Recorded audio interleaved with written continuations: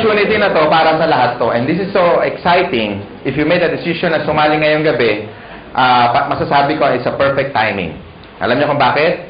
If you join us 4 years ago, malamang isa kayo sa mga nawala or isa kayo sa mga medyo may duda ng mga panahon na yon. Kasi ng mga panahon na yon, wala pang kumikita, wala pang may kotse, wala pang may mga bahay. Tama ba? And ang attrition rate namin mataas. Siguro attend 10, babalik 2 na lang. Parang ganon. Pero kung nagstay kayo, at dun sa mga naniwala 4 years ago, nagstay, ginawa ng paraan yung 7 and 80. Ngayon po, nakakatuwa. Meron hong kumikita na 1 milyon isang buwan. Hindi lang isa, hindi lang 5, at hindi lang 10. Marami. Ang tanong na lang, kung sa tingin nyo hindi nila ginawa ng paraan yung 7 and 80, kikita kaya sila ng 1 milyon isang buwan? Imagine mo na lang kung kumikita ka ng 1 milyon isang buwan. Sunod ka, camera. Ha? Na-imagine nyo ba kung kumikita ka ng 1 milyon isang buwan? Ano kayang lifestyle meron ka? Can you imagine what life is gonna be like if you make like 1 million a month? Kung divide mo yun in 30 days, that would probably you can spend at least 30,000 pesos per day. Kung hindi mo magalaw ngayon, bukas malaki problema mo, kailangan 60 na ang uubusin mo.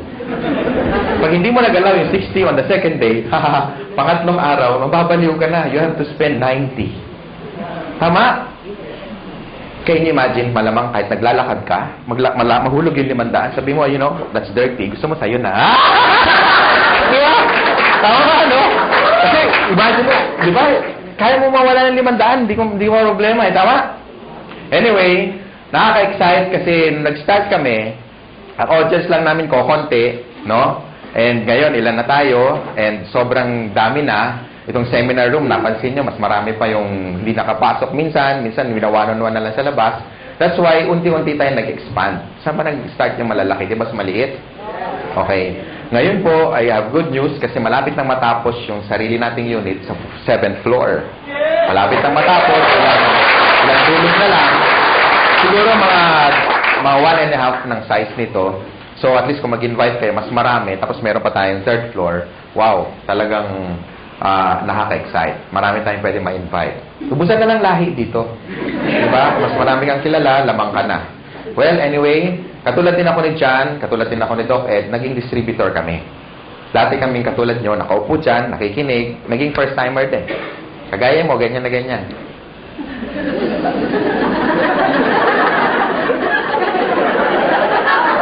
Parang iniintay, kailan matapos. Okay? And, dati po, isa po akong empleyado. I worked in one of the biggest communications company. Ayoko nang banggitin kasi past na yun. Pero PLDT yun. Siyempre, hindi ko kinahiya. And I worked there as a programmer. So, parang si George, isa sang engineer, no? And na-invite ako, katulad nyo, naging first-timer. Ang difference lang, nung time ko, 17 years ago, was, mas marami kami, 6 kami. Yung 4, kinain lang yung mamon, sinisip yung sesto, naihi, kunyari, ayun, umalis, tumakas, hindi na bumalik eh. Okay? Ako natira, tsaka tatay ko. Tatay ko kasi nag-invite. Nakakatuwa, tatay ko, di ba? Sabi niya, anak, alam mo, ang ganda dito, grabe. Palakpak siya ng palakpak. Ako, nakita ko siya mapalakpak. Siyempre, dadalawa na lang kami. Palakpak na rin ako, di ba? Hirap na eh. So, hindi ko alam kung ano nakita niya, because on the first day, pag-uwi niya galing sa seminar, 17 years ago, kakaiba, mas maganda nga ngayon, at least marami. Kukwento ko lang, para at least naging kagaya nyo rin ako eh.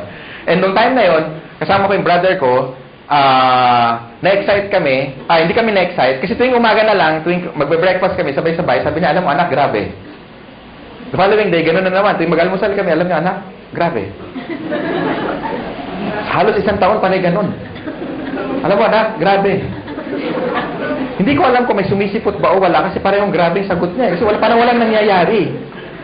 So, pag-uwi namin, after attending the seminar, ako rin, 2 na kami. Alam mo tayo, grabe nga. Di ba totoo? Kaya pag-uwi niyo mamayang gabi, malama, expression niyo, grabe. Tama, mahulog kayo sa jeep, pagbayad kayo, mama, bayad o, grabe. Bahala na, kung saan kayo galing, bahala na siya mag-isip. Di ba? Mama, sukli ko, grabe. Di ba?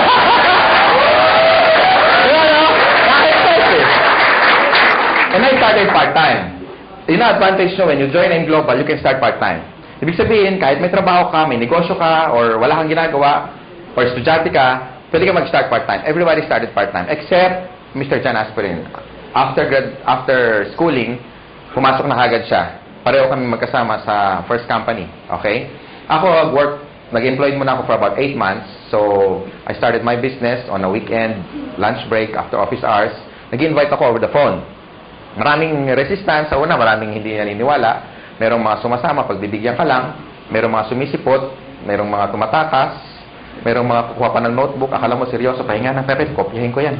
Tapos yung pala, wala. Akala ko, agila ko na. Di ba? Uy, mukopya. Yung pala, wala. Di na babalik. No? So, ang dami resistance nung una. Pero ladies and gentlemen, ito lang masasabi ko. This is very important tip, number 1. Kailangan, pag sumali ka sa In Global, especially sa mga panahon na to, dapat nakita mo na yung sarili mo kung ano mangyayari 5 years from now. Dapat maliwanag para lagi ka excited. Tama ba? Para hindi mo nakikita yung mga short-term failures mo. Kasi nakakita ka ng long-term goals. So, doon ako na-excite. Alam ko magkakakotse ako. Nakikita ko na magkakabahay ako. Nakikita ko magkaka-resort ako, yung may swimming pool. Makikita ko mag-drive ako ng one of the fastest cars in the world. No? Tapos makikita ko maliit yung 1 million isang buwan. Nakikita ko yun, kaya ako na-excite. Minsan din ako natutulog, punong-puno. Hindi na rin ako nakakapag-lunch kasi pag i-invite, kaya pa na eye-bag, alam niya, kabag, sama-sama na. No? After 8 months, doing the business part-time, kumita akong 30 mil. Malaki ba yung 30 mil ngayon? Yes. Pwede na, no? Gaano siya kalaki noong 1994? Kakaiba, di ba? Noong nga panahon na yun, pag nakatikim ka ng 30 mil, at you are only 23, medyo kakaiba. Talagang, alam mo yung yabang ko talaga, parang pag binaril mo ko, parang hindi ako tatablan. Alam mo yung gano'n siya. Alam mo yung, sabi mo, pwede na, di ba? Kaya nag-resign ako, nilakas ang loob ko. Pero before that, in-encash ko muna yung cheque kasi baka tumalbog eh. No? Dumating yung cheque. Sabi ko, Miss, diretso ako sa BPI. Miss, palitan mo yung tig 100 para medyo, alam mo yun, marami. Di ba? Exciting ka kayo. Masarap pagbilang, di ba? Kaya problema, paano ko iuwi? Oo, kaya meron dito, meron dyan, madami sa medyas, pinakamarami sa ilalim ng brief, naka-roll pa, may goma pa eh. Nilagay ko doon.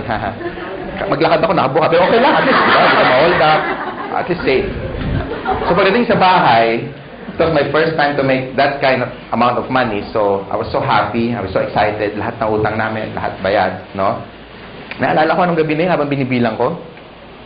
Pag na-experience nyo, tingnan nyo ha. Pag una nyong maraming pera, ang sarap bilangin pa ulit-ulit. 28, 29, 30. Ulitin nga natin, parang kulang.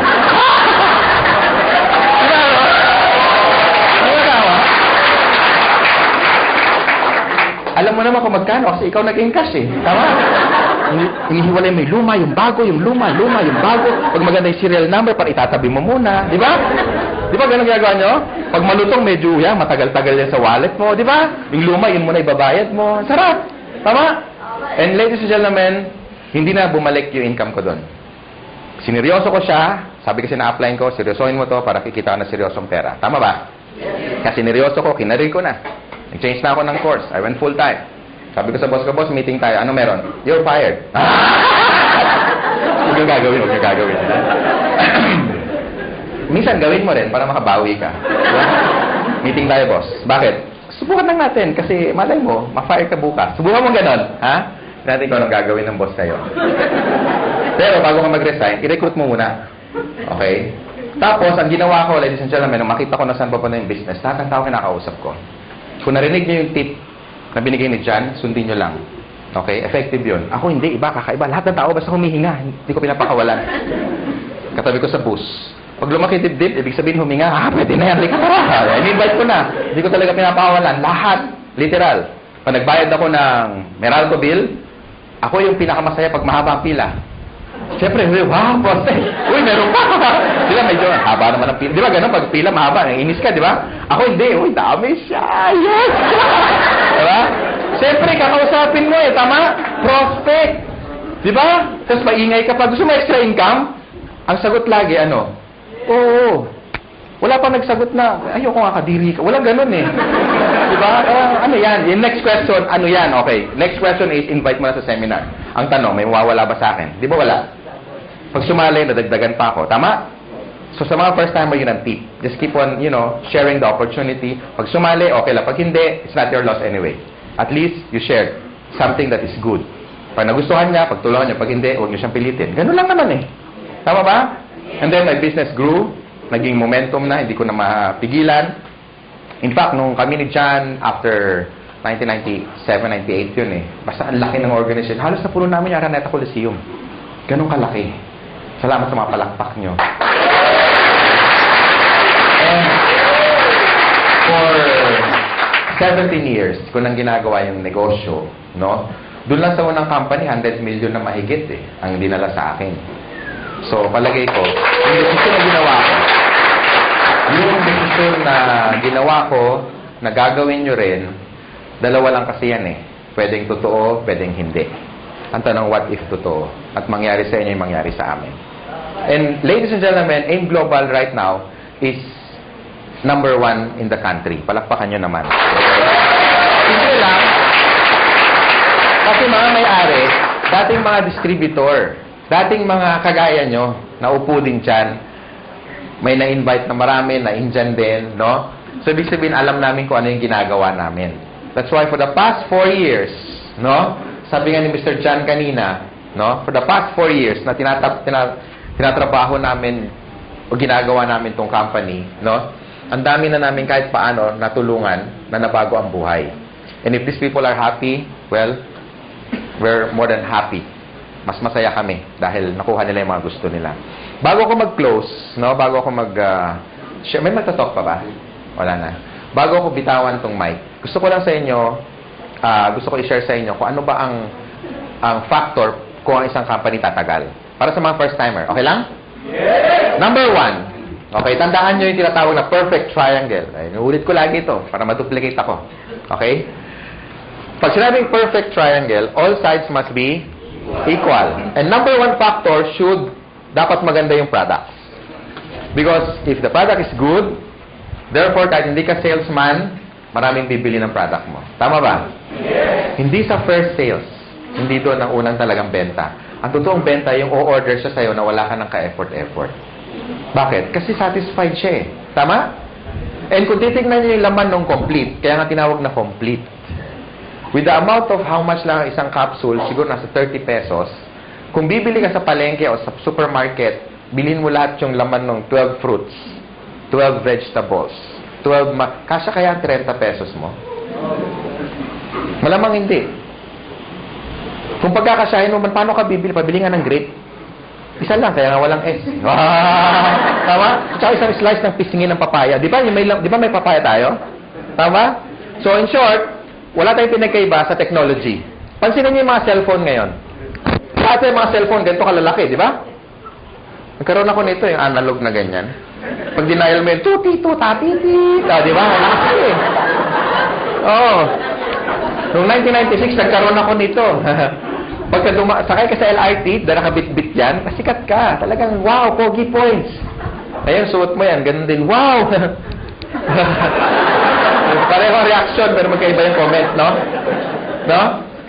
Now, ang point ko is, meaning obsolete na. Because even technology, hindi sila natutulog. How much more yung supplement? Ang cellphone ngayon, maliliit na, di ba? Compact, normal na ang camera. Minsan may flash pa nga, tama? Tapos nakaka-record ka pa ng voice, nakaka-record ka pa ng video, meron ng text, meron ng email, makacheck ka ng Facebook, pwede na kayo mag-bluetoothan. Di ba? Kompleto na eh. Tama? Now, ito, di ba? Iwan mo to dyan sa Ortigas, yung ganitong cellphone, magugulat ka. Unang-una, hindi i-snatch to. Hindi ma-snatch to. Kahit i-display mong ganyan, hindi makukuha eh. Iwan mo sa kanto, balikan mo. Kahit after 1 week, magulat, uy, hindi na wala. Andyan pa. Wala, makakala, kaluso ng truck na to eh. Tama, di ba? Hindi na mananakaw